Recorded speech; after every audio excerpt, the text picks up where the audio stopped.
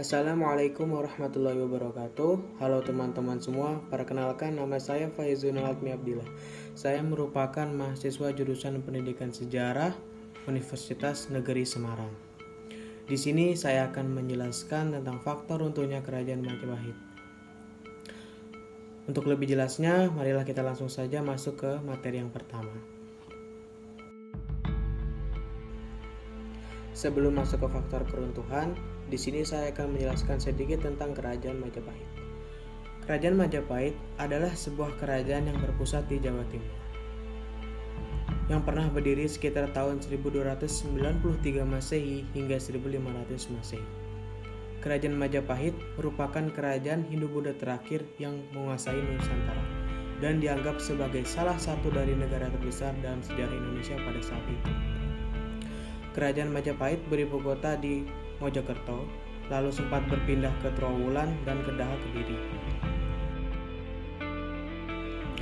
Kerajaan Majapahit merupakan kerajaan maritim dan agraris yang memiliki pasukan militer yang kuat. Di bawah kepemimpinan Gajah Mada, Kerajaan Majapahit mampu menguasai wilayah yang luas di Nusantara pada saat itu.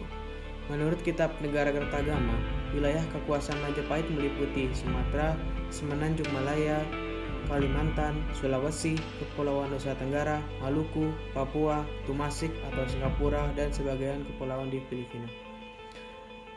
Semua wilayah yang dapat dikuasai oleh Majapahit tidak serta-merta didapat begitu saja.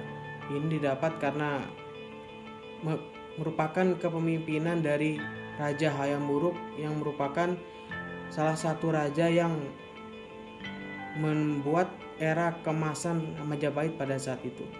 Disertai dengan Patih Gajah Mada, mereka berdua dapat menaklukkan berbagai daerah di Nusantara pada saat itu. Lalu setelah berbagai kekuasaan dan wilayah yang telah didapatkan oleh Kerajaan Majapahit, lantas mengapa Kerajaan Majapahit dapat mengalami keruntuhan? Tentu saja pasti ada berbagai faktor yang mempengaruhi mengapa Kerajaan Majapahit dapat runtuh. Di sini saya akan menjelaskan beberapa faktor yang mempengaruhi keruntuhan Kerajaan Majapahit. Agar lebih jelasnya, langsung saja kita bahas. Yang pertama adalah wafatnya Raja Hayam Wuruk dan Patih Gajah Mada. Kerajaan Majapahit berada pada masa puncak kejayaannya di bawah kekuasaan Raja Hayam Wuruk dan Patih Gajah Mada. Gajah Mada melalui Sumpah Amuktipalapanya pada waktu itu bercita-cita untuk menyatukan Nusantara di bawah kekuasaan Kerajaan Majapahit. Tetapi setelah Hayam Wuruk dan Gajah Mada wafat, tidak ada penerus yang dapat mempertahankan kekuasaan Majapahit. Jadi setelah Raja Hayam Wuruk dan Patih Gajah Mada wafat, raja-raja yang memerintahnya itu tidak dapat mempertahankan kekuasaannya. Jadi faktor-faktor di sini itu saling berhubungan antara satu dengan yang lain. Yang selanjutnya terjadinya perang saudara atau perang Paregreg. Majapahit memasuki masa kemunduran akibat konflik perebutan tahta sepeninggal Raja Hayam Wuruk pada tahun 1389 Masehi.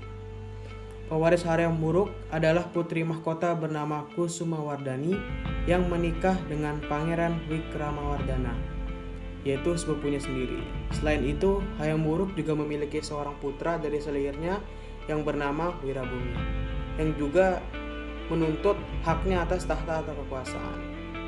Dan akhirnya terjadi perang Paregreg, yaitu perang yang dimenangkan oleh Wikramawardhana dan terjadi di tahun 1405 Masehi sampai 1406 Masehi. Dan Wirabumi yang merupakan saudara yang kalah atau pihak yang kalah, dia lalu ditangkap dan kemudian dipancung.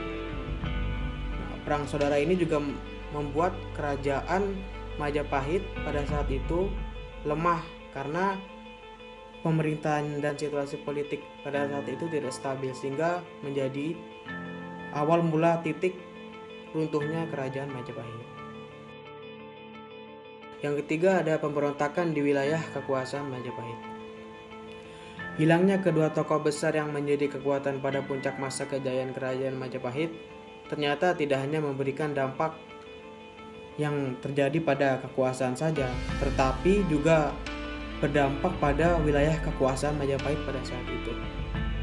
Banyak daerah kekuasaan yang melepaskan diri dari kekuasaan Majapahit. Selain itu, pada masa pemerintahan Wikramawardhana terjadi perang saudara. Hal itu yang membuat wilayah-wilayahnya mulai satu persatu melepaskan diri karena kekuasaan Majapahit atau pemerintahan Majapahit pada saat itu tidak stabil, sehingga menyebabkan wilayah-wilayah yang dikuasai Majapahit perlahan-lahan mulai melepaskan diri. Yang keempat, adanya mundurnya perekonomian dan perdagangan. Ekonomi menjadi salah satu kekuatan yang menopang kekuasaan dan sumber kejayaan bagi kerajaan Majapahit. Kekuatan ekonomi Majapahit berlahan memudar karena sistem pemerintahan yang kacau dan tidak lagi mampu melindungi pusat-pusat perdagangan. Nah, penyebab lainnya juga diperparah karena adanya pedagang-pedagang Muslim yang datang dan mulai menguasai perdagangan, sehingga berdampak pada ekonomi kerajaan Majapahit yang semakin melemah.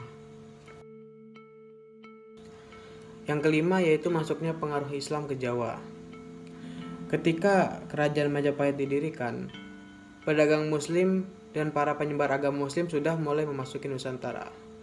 Pada akhir abad ke-14 dan awal abad ke-15, sebuah kerajaan perdagangan baru yang berdasarkan Islam, yaitu Kesultanan Malaka, mulai muncul di bagian barat Nusantara.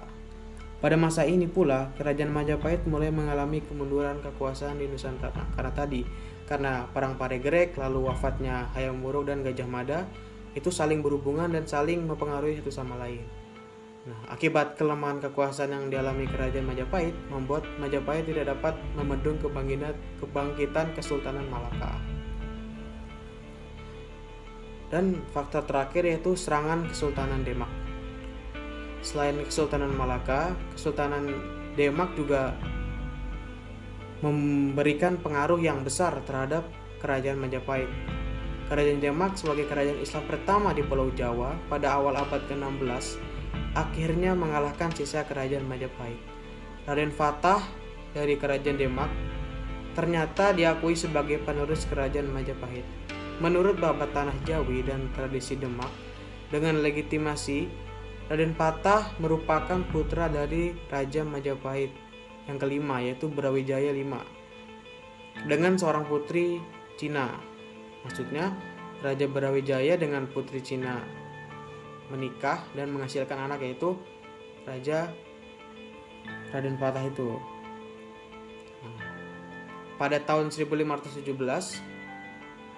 serangan pertama Kesultanan Demak terhadap Majapahit yang membuat perekonomian kerajaan Hindu-Buddha tersebut lumpuh.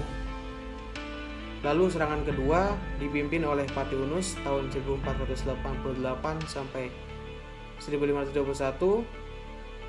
Sultan Demak kedua yang merupakan menantu Raden Fatah. Tahun 1527 Masehi, Kesultanan Demak di bawah kepemimpinan Sultan Trenggono kembali menyerang Majapahit dan benar-benar menghancurkan Majapahit. Jadi kesimpulannya, permasalahan atau faktor-faktor yang menyebabkan kerajaan Majapahit itu runtuh dikarenakan faktor internal dari kerajaan itu sendiri. Diawali dengan wafatnya Hayam Wuruk dan Gajah Mada, dan penerusnya tidak ada lagi yang dapat memegang kekuasaan Majapahit tersebut, sehingga akhirnya menyebabkan wilayah-wilayahnya mulai melepaskan diri, perekonomian tidak stabil, dan berkembangnya agama Islam yang semakin pesat di Pulau Jawa maupun di Nusantara pada saat itu. Mungkin sekian penjelasan dari saya, kurang lebihnya mohon maaf. Apabila ada salah-salah kata, saya mohon maaf. Sekian, terima kasih. Wassalamualaikum warahmatullahi wabarakatuh.